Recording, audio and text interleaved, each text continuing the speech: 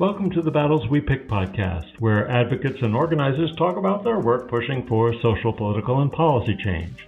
Today's guest, Sabeel Rahman, is a legal scholar and currently a professor at Cornell Law School. He has served in government and the Biden White House as head of the Office of Management and Budget's Office of Information and Regulatory Affairs. Sabeel has also advised the City of New York on inclusive economic development and served as a public member of the city's Rent Guidelines Board. And in the independent social sector, he was president of the research and advocacy group Demos. The thread through all of these roles has been Sabeel's keen interest in participatory democracy and forging better links between the machinery of government and those most affected by its policies, particularly those who have been poorly served by them. Sabeel and co-author Holly Rusin-Gilman have explored this challenge in an excellent book that I highly recommend titled Civic Power. Sabeel and I had a terrific discussion about ways to give citizens and communities, as opposed to lobbyists or even public interest advocates, real power so that government addresses community challenges rather than being captured by lobbyists and private interests. We talked about some of the standard frameworks for governmental reform, such as civility or transparency, and how they miss the point of helping the traditionally underrepresented. We discussed the importance of focusing more on administrative and regulatory agencies, the day-to-day governing with immediate impact on people, and not just the high-profile political controversies and legislative battles. And we concluded our chat by talking about changes needed to advocacy itself, some corrections after decades of the over-professionalization of advocacy, something I have to admit being part of myself. I know you'll get a lot out of this episode. I know I sure did. I am really excited for today's episode, speaking with one of the co-authors of an excellent, I might even say important, recent book about reconceiving the relationship between government and the governed in this republic of ours. My guest is Sabeel Rahman. He and his co-author, Holly Rusin-Gilman's book, Civic Power, is a serious examination of the ways our governance has been skewed towards America's historically privileged races and classes, and of course, conversely, how the concerns of the country's traditionally disempowered people tend to be ignored. Sabeel, thank you for this book and for coming on the podcast. Thanks for having me, David. So the book includes a critique of the professionalization of advocacy, a remark that I have to confess I actually resemble, and maybe we'll get to talk about that. But I want to start the conversation with something the book says we get wrong overall. You make an important point about some of the general frames that tend to be used as frameworks for reform and better governance, things like civility, transparency, rationality. All of these, you argue, just tinker at the edges and totally miss the point about the manifest need for greater equity and justice. Could you kick us off by summarizing that critique and why it's so crucial?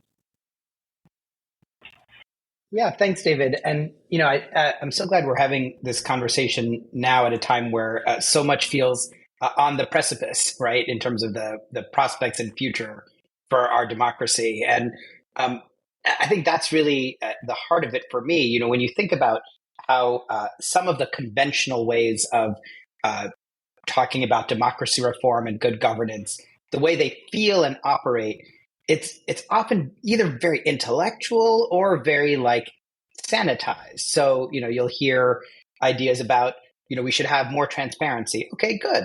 That's not a bad idea, but is that really the most singularly important challenge that we face? Another common frame that you'll hear is that, kind of different proposals to try to make our politics less political and more rational, more deliberative, more information and evidence-based. Now, all of these are good values. I'm not saying that we shouldn't want these things.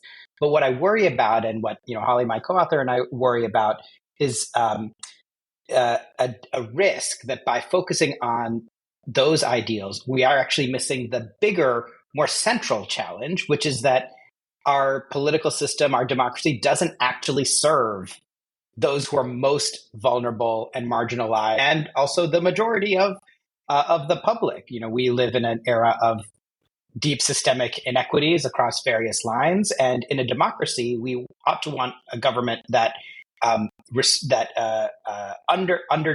dismantles those disparities of power and those disparities of position. That's not something you get with the conventional approaches or that focus on things like civility or transparency or rationality. So that's just to kind of get us off of the wrong frameworks. The real answer you sort of appropriately focus on is forging that better connection between the governed and the government. And you are looking most of all for means of meaningful participation and to make government work for more people, particularly for people who it hasn't. What'd you come up with there? So there are a lot of great advocates and organizers and reformers who've been thinking about this for a long time. I think a central part of being in an actual democracy, I think, is that we the people are actually governing ourselves, right? Democracy is about collective self-government. And, elections are a part of that. Absolutely. Having a representative legislature is a part of that.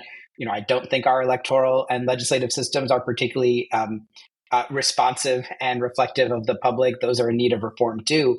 But in the book, we focus particularly on the governing part. So what happens after an election, right? Then actually when policy is being developed and written and implemented by bureaucracies and agencies and you kind of have policymakers of various kinds, who are involved. That's often a part of democracy that we tend not to focus on as much. But to me, that's where the actual governing is happening. And if we're serious about democracy, that's where we actually really want to pay even more attention to who's at the table, how are people participating, being involved, to what extent is the policy responding to people's needs. And so, what does that look like? There are a lot of great examples to draw on. So, you might have, as some cities and localities have experimented with, participatory forms of actual policymaking and design. You have examples of participatory budgeting. You have examples of kind of participatory approaches to urban planning. There are a lot of great examples from around the world. You might also look at more participatory ways of actually enforcing policies. So, who are the best monitors of whether there are real environmental harms or workplace harms that might be affecting, their workplaces, their communities? It's people themselves, and rather than outsourcing all of that work to a generic sort of government agency, there's a role for citizens and communities to play in monitoring and enforcing policies that the government helps set. So there are a lot of great examples to draw on. I think the through line, though, is we should be looking at ways we can bring the most directly impacted communities into the day in and day out business of making and enforcing and implementing policy. Part of a republic is that there's an acknowledgement that things can be controversial and their opinion can be divided, and you have the people who have power when they're doing their job right, move the ball forward by using that power, legislatures, or executive. So I just kind of want to hear more about the idea that day to day, has greater impact. If you could. Yeah, I mean, I don't know if I would say a greater impact, but huge impact, right? And if we're not paying attention to that part of how policy works, then we're missing, a huge part of the business of government. So to give an example, right? let's say, so if you pick any of the big policy areas that communities might be concerned about, climate change, economic inequality, racial justice.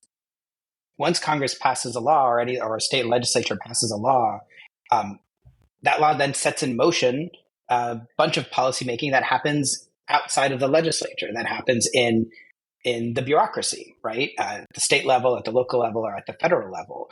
So the Clean Air Act is a huge achievement, a huge legislative achievement that itself was powered by a growing environmental movement some decades ago. But the Clean Air Act, the way it then produces change on the ground is by empowering the Environmental Protection Agency to then go set standards for how much parts per million of different kinds of pollutants are permitted, and then to enforce those standards, right, by kind of seeing what emissions are coming from different plants and so forth.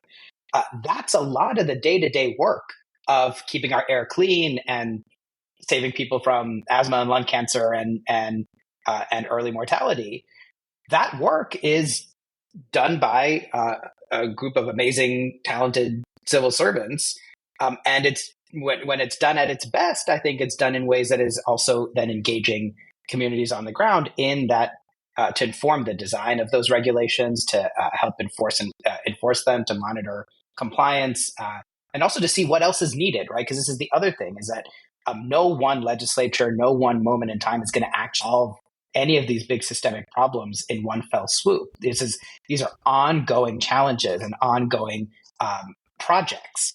And part of the virtue of a democracy, I think, is that it empowers us to stay in those projects and be a part of those over the long haul, to evolve and adapt them and grow them as our thinking evolves, as our needs evolve, as our communities evolve. And so there's just an ongoing nature to this work that I think, looking at the bureaucracy and the kind of day-to-day governance, helps me at least imagine a way that we could be a part of this over the long haul. I think, when we tend to think about policy, we think about elections, we think about singular leaders, and we think about big acts of legislation. All of that is important. But I think I'm drawn to ideas of democracy that get out of the notion that there's like one silver bullet or one like major moment where everything is solved, and then we can all go home. Right. But it's not like that. Right. We actually want to be all involved in an ongoing way to make our societies better. Yeah. I guess as I'm sitting here thinking about the questions that I have for you, and again, I was a close reader and huge fan of the book. I'm feeling like I'm looking to you for like synthesis of a bunch of things, right? Like, I want you to help me understand the both and of some of this stuff. Because of course I recognize that, the classic major political level policy decision doesn't, offer the full solution, and the work continues. And so we're also talking at this moment, soon after a Supreme Court decision, connected with this, the sort of the evisceration of the deference doctrine. And so back to that, like looking to you for the synthesis, how do you see this, participation is going to be drawing on the kind of sense and needs of people as distinct from sort of the technocratic expert class. I doubt you're saying that, fire all the lawyers, or fire all the regulators at EPA, right? That's not what you're saying. So yeah, right. Yeah, it's a great question, especially at a time where, I think our administrative state is actually facing two related but very different existential threats. One is, that you mentioned, is coming from the judiciary, which is increasingly bringing a very harsh, critical, skeptical approach to a lot of the policies that are most urgently needed for a more just and sustainable society. They're bringing, these cases are coming up often in context of, things like the EPA's climate rules or policies from the Department of Labor to protect workers, or policies that are trying to rein in, corporate concentration and extraction. So that's one set of threats, and I'll come back to that in a second. But there's another set of threats too, where you have one of the two political parties actively campaigning for the presidency on a platform that includes an evisceration of the federal civil service, which I think is a huge danger. Not unrelated, these threats. Yeah, exactly. Totally. So they're totally related, because I think the through line is that these are both attempts at dismantling an administrative apparatus and set of institutions that actually are hugely important and pretty good at trying to advance and make real on the ground in our communities a more inclusive and equitable and ecologically sustainable country, which is great for the bulk of us, but bad for some of the companies and more dominant actors who lose out. So to come back then to your question about what are we really saying then if we care about participatory democracy, and what is the role for the lawyers and the economists and the scientists and the experts?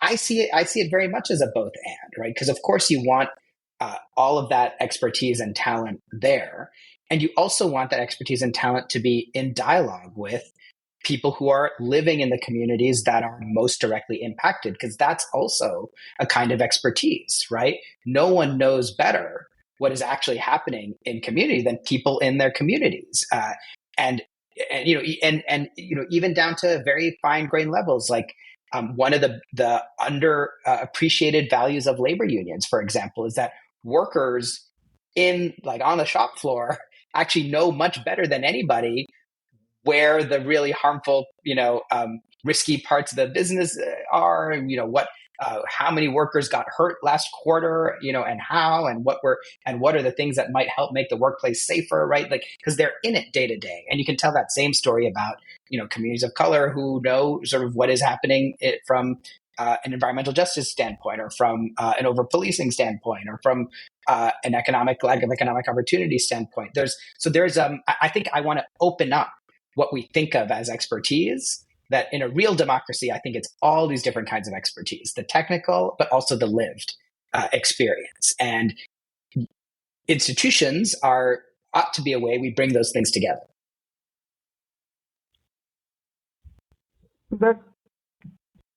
You're kind of pointing towards like a vital dialogue. And I'd love to hear you talk more about,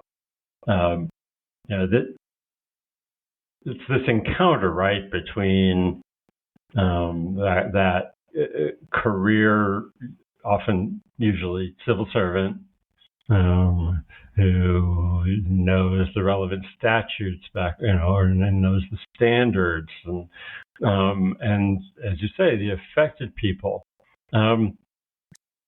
So what happens when they come together, right? Yes, so there are a lot of ways that you could imagine connecting up policymakers and folks, experts in the agencies with folks on the ground. We have mechanisms are already established in law, but I think my interest is in what more can we do, right? So I'd say a couple things about that, David. One is that engagement, that interface between one set of experts who might have different kinds of scientific or legal or technical expertise, and folks who are living in community, doing that connecting of the dots is itself actually a skill and a kind of expertise too. We have amazing communicators and organizers and facilitators, who work in civil society organizations or who work in some of these agencies as well. And one thing I would love to see is more civil servant staff who are resource supported, hired for that expertise, to who know how to engage with communities on the ground. What's the right language to use? How to translate things smoothly and effectively. How to also then create safe and trusted spaces where you can then hear from folks on the ground about what is actually needed and what might the agency be doing wrong and what should they be doing differently. Like those are all skill sets that I think you need more of in public service. At the same time, I also think you need institutional arrangements that actually make that participation meaningful and effective. So one thing that I think is often a challenge here is when we talk about participation, it can often end with a sort of exhortation to civic engagement that like, well, you the people, or we the public, we ought to really just show up more and do more things.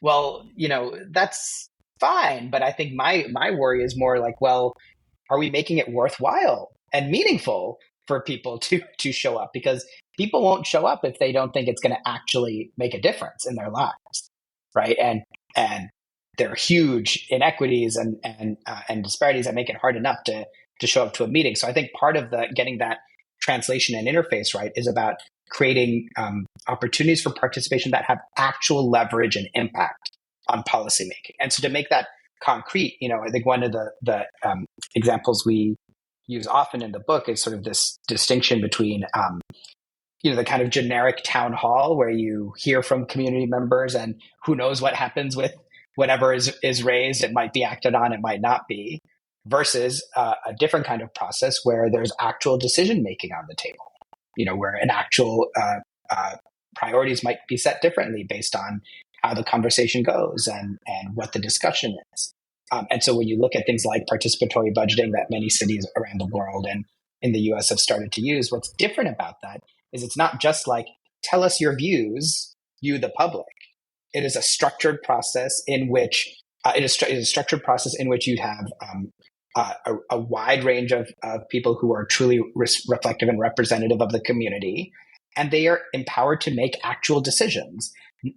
And in the course of making those decisions, they hear from the experts. They wrap their heads around some of the technical issues that might be involved. But it's really putting people in a decision-making position, a responsibility, and supporting them in that. Right? You can't just throw someone who doesn't know anything about some of these issues into the deep end. You need to give them some support. But I'm a big believer in sort of the human ability to make good decisions when people are actually supported and engaged appropriately. Yeah, I remember the part of the book that was about specifying what tends to make the engagement meaningful. So, genuine decision-making authority. What else? What are some of the other things that make a difference with this sort of participation? Right. So I think having real impact and influence coming out of the engagement, I think that's a really big one. A second one, which we alluded to a moment ago in the conversation, it really does matter that the participatory structure or forum is in fact inclusive, right? And so that it actually reflects the diversity and range of lived experience, the demographic diversity, the experiential diversity that the impacted community brings. That's not an easy thing to achieve, actually. In order to actually create that kind of a space, you have to then be intentional about what language you're using, what issues you're putting on the table, even who the interlocutors are, right? There's a whole art to creating a kind of meaningfully inclusive space, particularly when you're thinking about the long histories of racialized or gendered forms of exclusion and dominance. So that's a second set of concerns. I think a third set of concerns or design questions has to do with just the institutional setup. So is this happening before a policy has been fully cooked and designed? Is it happening after the fact? Those kinds of decisions matter a lot. And I think in general, one of the errors that we make in many of our current institutions, we don't create enough participatory structures upstream. When it's early on in a policymaking process, when there's still a lot left to be shaped and molded. Participation in that early stage is so much more impactful. So think about it as, you're writing a paper or a column or a document. If you get written like a complete draft, and then you kind of can mark it up and make some edits and offer some suggestions, that's one kind of input, and that's useful and meaningful. But it's a very different kind of input if what you got is like, here are 5 bullet points. What else needs to be here? What else should I be saying? What have I totally gotten wildly wrong? And oh, I never thought about that. Maybe then we can remake this whole section, right? That's like a much earlier conversation that, I'm an academic, so I have these conversations all the time when I'm writing with peers and colleagues. But when you think about policymaking, it's really the same principle, right? The earlier in the process that you can have a meaningful interaction and engagement, the more impactful it is. And a lot of times, I think when we do participation, we want to wait. There's a tendency or a desire to want to wait till something is really cooked and then send it out to sort of see what reactions you get. And that's fine. That has its place. But I think this idea of having participation be much more upstream and earlier, I think can be really powerful. What do you observe about the sort of, I don't know, I wanted to call it government as a learning organization. What do you observe about any kind of success building on success, or a learning curve where you can see that initial experiences are of this kind, and that opens that kind of opportunities? Yeah, I think that's really true. And it's one of the reasons why I, even as I want to see administrative institutions, get better on this front, I'm a big believer in those institutions because administrative agencies, bureaucracies, organizations can and do learn and evolve over time, and you have amazingly talented people in those institutions. I think like anything else in life, these are muscles that need to be built, and as they're built and get stronger and exercised more, they become even stronger, right? And so I think that's true when it comes to this kind of civic muscle, right? It is a real orientation and disposition, and like I said, skill to think about policymaking in an inclusive, equitable, participatory way. Some organizations and leaders already think that way. Some are getting better at that, right? But I think we want to sort of have that be more of the kind of practice that agencies are learning along the way. And so, in the book, we give some examples. I mean, the book is a couple years old now, but some of the examples we talked about, around, say, city level agencies that were doing, kind of participatory urban planning processes, or that were engaging citizens to identify, where there are, what are some of the infrastructure needs and gaps that they're seeing in their localities. And there are a lot of different examples. But one of the things we found is that, when you talk to the people involved, the first few times it maybe is a little hit or miss, right? But as they kind of do it over time, it becomes more familiar, more comfortable, more ordinary, right? In a way. And I think, it's a good example, or a good, a good lesson. Does it ever catch the eye of peers? Let's say, one agency within a government is doing something, and another office or department gets curious. I don't know. Does the virus ever work that way? That happens. Yeah, that happens all the time. You'll find state and local officials will be comparing notes with one another. Federal agencies will be comparing notes with one another. I think where there's like a more intentional sort of focus on themes like participation or equity and inclusion, and so on, that creates more of a shared language for people to compare notes and sort of see, well, we tried this, and what about this? And but like anything else, those those exchanges need to be constructed too, right? They can happen organically, but I think there's to your point about how do you cultivate learning by organizations, that is itself actually part of organizational design, and creating spaces for policymakers to hear from other peers, or to hear from other organizations they may not normally hear from, to get some fresh ideas and thinking about how things might be done differently, right? I think that's a lot of what, to my mind, good research is actually ought to be focused on, right? Is helping organizations get some of those outside the box, or relevant but just different enough to create some fresh thinking, inputs into their day-to-day work. Curious about whether subject areas, or certain sorts of regimes, or certain structures have shown to be either easier or harder to get somewhere with.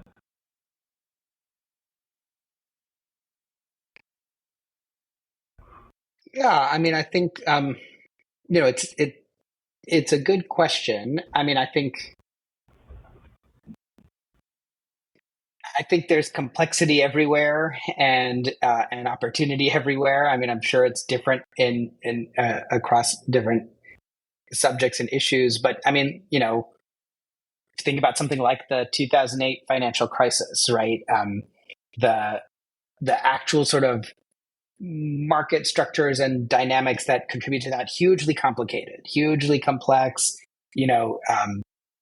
People who spend their whole lives, in the sector or studying this stuff, took them a long time to kind of untangle what actually happened, and how did, these mortgage-backed securities get sliced and diced in such a way that then it, created this massive systemic risk. So yeah, and at the same time, on the other hand, also kind of straightforward, right? That you had, at the end of the day, a large number of Americans who, were taken advantage of at multiple points in the process. And when you have a new organization like the Consumer Financial Protection Bureau, which is, sort of swimming in that complexity, trying to make sure it's understanding what is happening in financial markets with an eye towards protecting consumers, many of their policy initiatives and ideas are originating from their consultations with consumers themselves. They have a hotline. They have a whole division whose job is to engage with different communities, students, retirees, municipalities, etc. And that's how they're hearing and seeing what's going on. And so I say all of that to say, yes, complexity, and I think part of the job of a bureaucracy that cares about participation is to find ways to connect that complexity to really meaningful forms of participation and engagement. For being curious about whether subject areas, or certain sorts of regimes, or certain structures have shown to be either easier or harder to get somewhere with.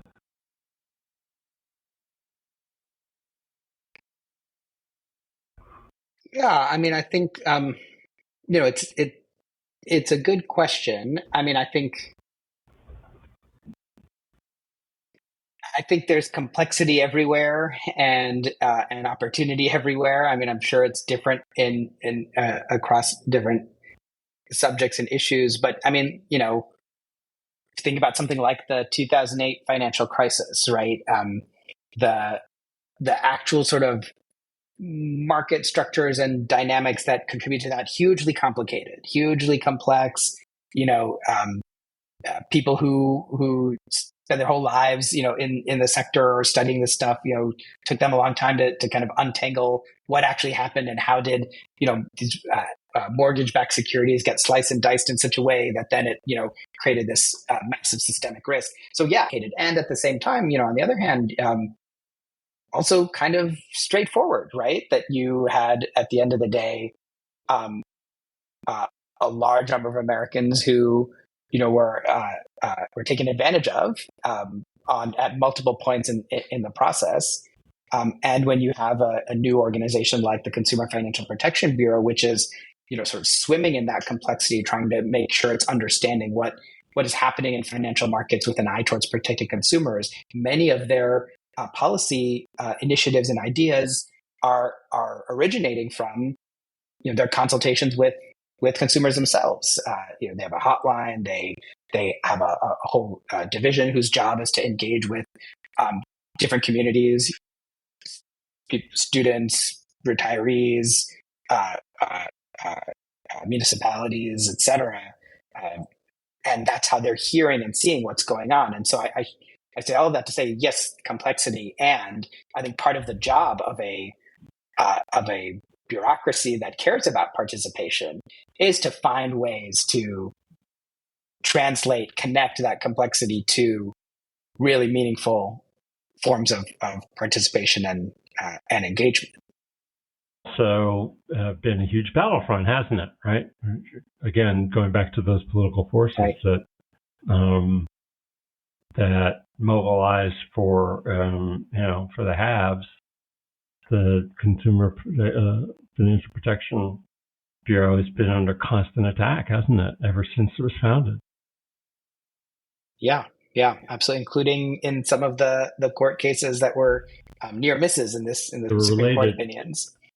What I meant when I said they're related is that whether in the judiciary or in the Republican Party, they're after the same thing. They're basically their allies, and that's what's been so striking about the court. Yeah, I think that's right. So what does all this mean for advocacy? Right. Well, a couple things. One is actually, a big theme we haven't talked about as much in the book, but a big theme in the book is that actually any kind of inclusive democracy or participatory democracy fundamentally depends on social movement organizing and civil society organizing in community. And it's when you have strong and thick and robust civil society organizations that can then operate alongside strong and inclusive institutions of governing, of policymaking.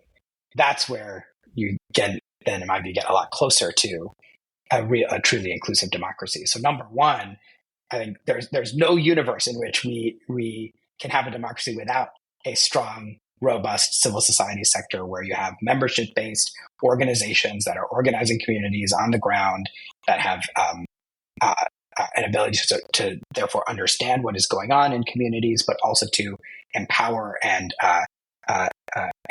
enable communities to then be heard politically, whether that's in an electoral context, in a legislative context, or for our conversation, in a governing sort of regulatory context. So number one, we need a strong civil society sector regardless, and particularly membership-based organizations that are rooted in the communities that are most impacted. Number two, I think it means that our advocacy world needs to pay a lot more attention to the regulatory, administrative, bureaucratic realm. I think we are familiar and comfortable in advocacy generally with electoral fights, legislative fights, with kind of the wonky stuff of policy design. I think we have a much patchier fluency or familiarity with the ins and outs of the regulatory process, and that gap is then often, I think, exploited by more sophisticated, well-resourced repeat players who can then use that to get what they want. Right?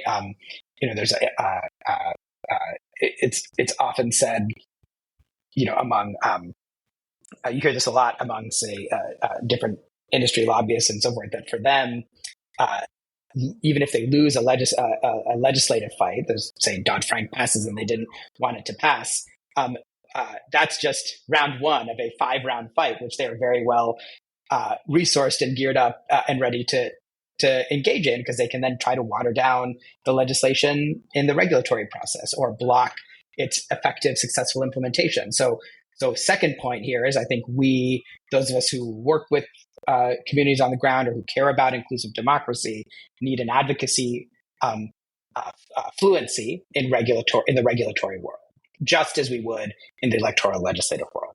And then the last thing, and then I'll pause, but the last thing I think it means for advocacy is that I think we do need to think about how we reform and reimagine those administrative and regulatory institutions to be more open and more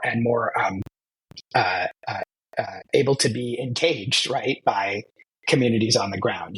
In the same way that we might talk about how we need to reform our electoral system or how we need to reform Congress to make our democracy stronger and more resilient.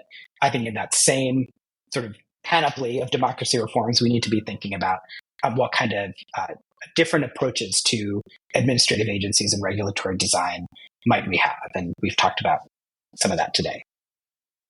I think to bring it all the way home, the profession skewed towards inside game.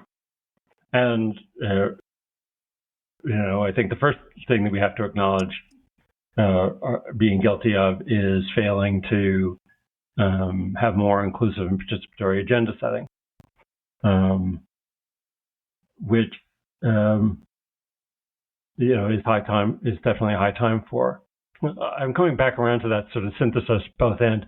This isn't about shucking what all of us over-professionalized have learned about inside game, I don't think, is it?